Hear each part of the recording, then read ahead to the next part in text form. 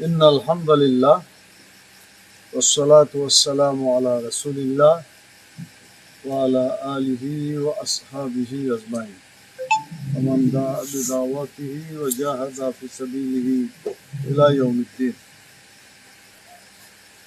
বাংলাদেশ জামাত ইসলামী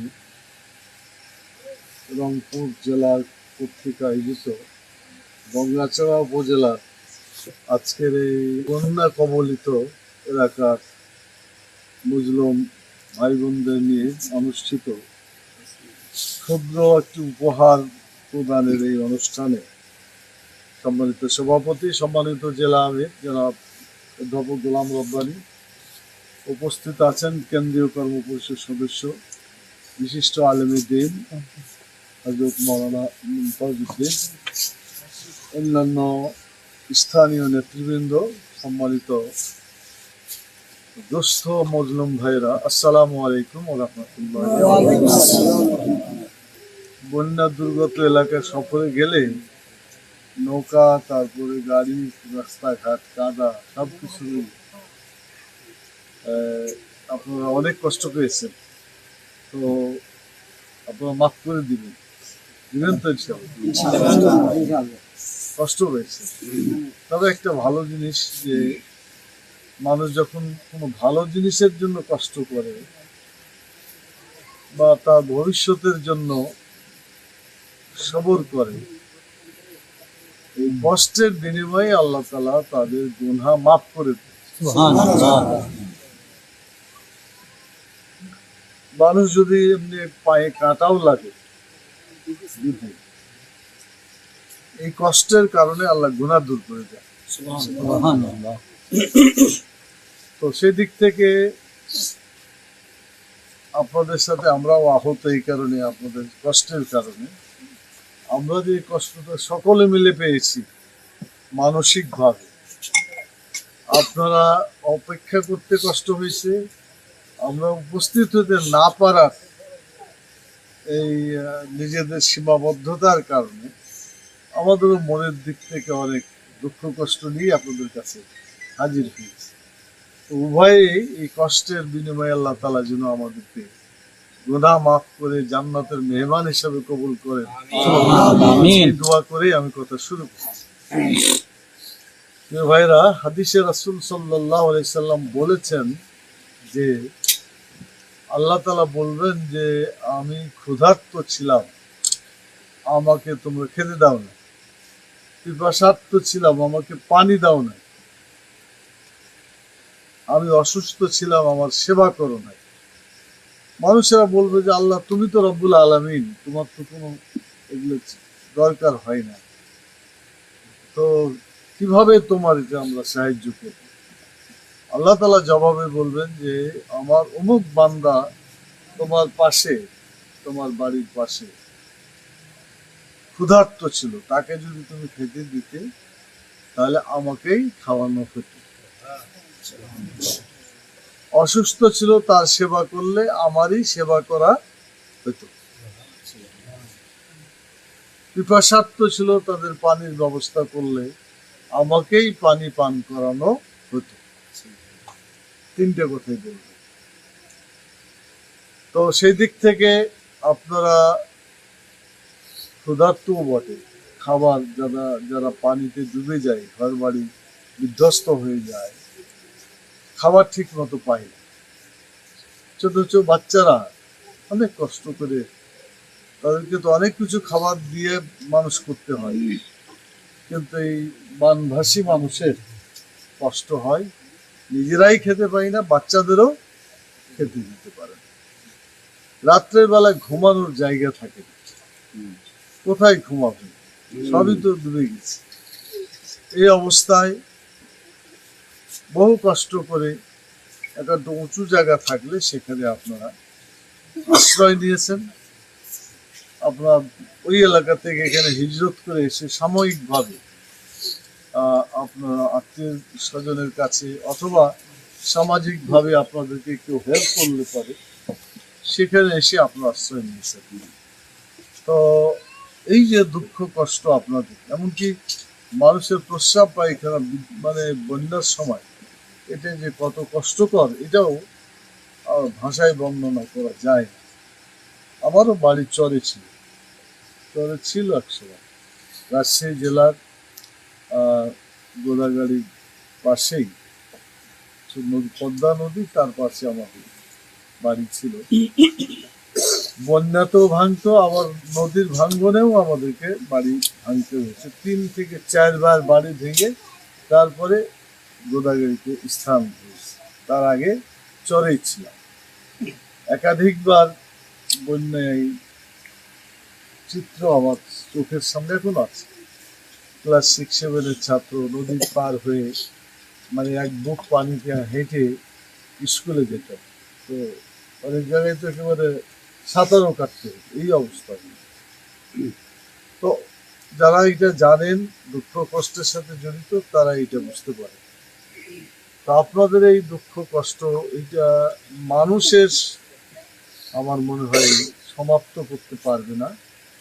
মানুষ মানুষের পাশে দাঁড়াতে পারে, সাহায্য করতে পারে। অভাব দূর করার মালিক একমাত্র আল্লাহ তাআলা। এটা কি আপনারা বিশ্বাস করেন? আপনাকে আজকে কেউ 100 টাকা, 1000 টাকা দিতে পারে, কিছু চাইল্ড ডাল, মানে বিভিন্ন ধরনের রিলিফ আপনাকে দিতে পারে। এ দিয়ে কয়দিন চলবে আপনার? 2-4 দিন চলার পরে তারপরে কি হবে? বাকি দিন যে যিনি চালান সেই মহান রব্বুল আলামিন, তিনি সব সময় চালাইতে পারবেন। তার কাছেই আমাদের চাইতে হবে, তার কাছেই আমাদের ফিরে যেতে হবে। শেষ রাত্রে আল্লাহ তাআলা ডাক দেন, নিচের আসমানে নেমে এসে বলেন যে হে আমার বান্দারা, কে আছো তোমরা? আমার কাছে চাও, জীবনে অনেক গুনাহ করেছো, গুনাহ আমি মাফ করে দেব। কে আছো আমার কাছে চাও, ক্ষুধার্ত খেতে পাও না, আমার কাছে চাও, আমি তোমাদেরকে রিজিকের ব্যবস্থা করব, আমি রিজিকের মালিক। আরো বলেন যে তোমরা কে আছো অসুস্থ, অনেক চিকিৎসা করেছো, কিন্তু তোমাদের অসুখ ভালো হয় না, আমার কাছে চাও, অসুখ ভালো করার মালিক আমি আল্লাহ, অতএব আমার কাছে চাও, আমি তোমাদেরকে সুস্থ করে দেব। এই কথাগুলো প্রতি রাত্রে আল্লাহ তাআলা নেমে আসেন আসমান আর বলেন। এই কথাগুলো কি আপনারা আগে শুনেন না? কিন্তু শুনেছেন। আবার এটা হাদিসের কথা, অনেক জায়গায় শুনেছেন। কিন্তু দুর্ভাগ্য যে আমরা কোরআন হাদিসের কথাগুলো ঠিক মতো আমল করতে পারি না বা করি না। কেউ আছে করে না, কেউ পারে না, দুটাই বলতে পারে। তো আমি আপনাদের কাছে অনুরোধ করব, বিপদ আসলে পরে আল্লাহর কাছে চাইতে হবে। আমরা দুঃখ কষ্ট আল্লাহর কাছ থেকেই চাইবো যে আল্লাহ যেন আমাদের দুঃখ কষ্ট দূর করে দেন।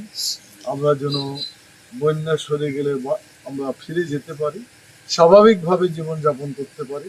আল্লাহ তাআলা যেন আপনাদেরকে আবার যেভাবে শুকনো জায়গায় জীবনযাপন করছিলেন, আল্লাহ তাআলা যেন আবার আপনাদের বসবাসের জায়গাকে সেভাবে আল্লাহ তাআলা তৈরি করে দেন। আল্লাহ তাআলার কাছে এই দোয়া আমরা করি, আপনারাও। প্রিয় ভাইরা, আসলে এই যে বিপদ, এটার কিন্তু মানুষের সৃষ্টি কিছু আছে।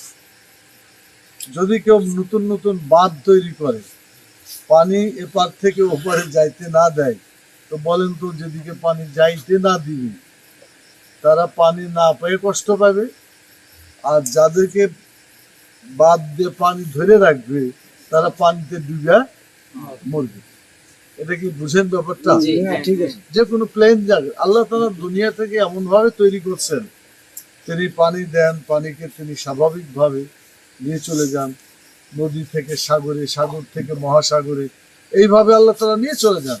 কিন্তু মানুষ যখন এটাকে নিজে অন্যায়ভাবে কোনো জায়গায় বাঁধ সৃষ্টি করে মানুষের কষ্ট করে, তখন মানুষের তৈরি এই কষ্ট মানুষের উপরে বিভিন্নভাবে এসে বসে। আপনারা জানেন বাংলাদেশে যে সমস্ত নদী আছে, 700-ও অধিক নদী আছে বলে অনেকেই, বিশেষ করে বিশেষজ্ঞ যারা তারা বলেছেন, তার মধ্যে 54টা নদী কমন আছে। কমন মানে হচ্ছে ভারত থেকে বাংলাদেশে আছে। এর উৎস মুখ হচ্ছে ইন্ডিয়াতে, ভারতে। তারা যখন শুকনা মৌসুমে পানি ধরে রাখে, আমাদের দিকে পানি আসতে দেয় না, তাহলে আমরা কি হলো, পানি না পায়া জমির ফসল বিভিন্ন ভাবে উপকার যেটা হওয়ার কথা সেটা হইতে পারে না। শুকনো মৌসুমে পানি না দিয়ে মারে, কষ্ট করে। আবার বর্ষাকালে যখন পানি চলে যাওয়ার মানে এটা কি কথা, সেখানে ওরা পানি এমন ভাবে ছেড়ে দেয় যে একবারে আমাদেরকে ভাসায় দেয়। এটা কি বুঝতে পারলেন কথা? পানি যখন নাই ধরে রাখে, পানি যখন বেশি হয় ছেড়ে দিয়ে ভাসায় দেয় আমাদের। ওই যে বাঁধ দিয়ে রাখে, ফারাক্কা বাঁধ, কি অন্যায় ভাবে একটা বাঁধ করে গোটা বাংলাদেশের মানুষের তকদিরটাকে মানে কষ্ট এমন ভাবে জেঁকে বসেছে, আজ পর্যন্ত সমাধান করে। কিছুদিনের জন্য তারা পরীক্ষামূলক ভাবে করে পরে এটা আর করবে না এই কথা ছিল, কিন্তু এটার আর কোনো সমাধান হয়নি। আমাদের এই তিস্তা নদীর যে ঘটনাগুলো বা আমাদের যতগুলা নদী আছে, সিলেটে টিপাই মুখ বাঁধ থেকে শুরু করে মানে রাজশাহীর পদ্মা থেকে শুরু করে আপনি যেদিকেই তাকাবেন, এই নদীর উৎসমূলে ভারত বাঁধ সৃষ্টি করে কৃত্রিম ভাবে আমাদের উপরে এই ধরনের অন্যায় জুলুম অত্যাচার তারা চালিয়ে যাচ্ছে, এখনো চালাচ্ছে। বাংলাদেশের মানুষের ভাগ্য নিয়ে তারা বেশি ছিনিমিনি খেলছে। আজকে তারা আমাদের দেশের গণতন্ত্র পর্যন্ত হত্যা করার ব্যাপারে তারা সে ষড়যন্ত্র করছে। আপনি কি জানেন না এগুলা? শুনছেন? তারা বলছে যে না, তোমাকে থাকতে হবে, ভোট কাকে দিল কে দিল এটা ওদের মাথা নাই, তোমাকে ক্ষমতায় থাকতে হবে। এরকম কথা বললে সেখানে গণতন্ত্র থাকে না, এটা অন্যায় একটা জুলুমতন্ত্র, যার ফলে আমাদের দেশে অনেক কষ্ট মানুষের, মানে ভোট দিতে পারে না, মত প্রকাশের স্বাধীনতা নাই, মানে রাজনৈতিক অধিকার যেটা বলে সেটাও নাই। কোনো জায়গায় যদি আপনি বসে এরকম কথা বলেন, বলে যে এটা যে গোপন মিটিং, যে ধরে নিয়ে চলে যায়, এগুলা কি জানেন? শুনছেন? এই গোপন মিটিং করে কত মানুষ অত্যাচার জুলুম নির্যাতন করেছে। বিশেষ করে বাংলাদেশ জামাত ইসলামের উপরে অনেক অত্যাচার জুলুম তার করেছে এবং এখনো করছে তার। তো যাই হোক, এসব কথা বলে আমি রাত্রি বৃদ্ধি করতে চাচ্ছি না। তো এই সমস্ত অন্যায়কে বন্ধ করার জন্য জনগণকেও জাগতে হয়। একটা কোরআনের আয়াত আছে, ইন্নাল্লাহ লা ইউগাইয়িরু মা বিকাওমিন হাত্তা ইউগাইয়িরু মা বিআনফুসিহিম। কোনো জাতির ভাগ্যের পরিবর্তন করতে হলে সেই জাতিকে চেষ্টা করতে হবে। যতক্ষণ পর্যন্ত সে জাতি তার নিজেদের ভাগ্যের পরিবর্তনের চেষ্টা না করবে, আল্লাহ তাআলাও তার সে জাতির তকদির পরিবর্তন করবে। আল্লাহ বলে দিয়েছে। তো আমাদেরকে চেষ্টা করতে, আপনাকে চেষ্টা করতে রাজি আছেন ইনশাআল্লাহ?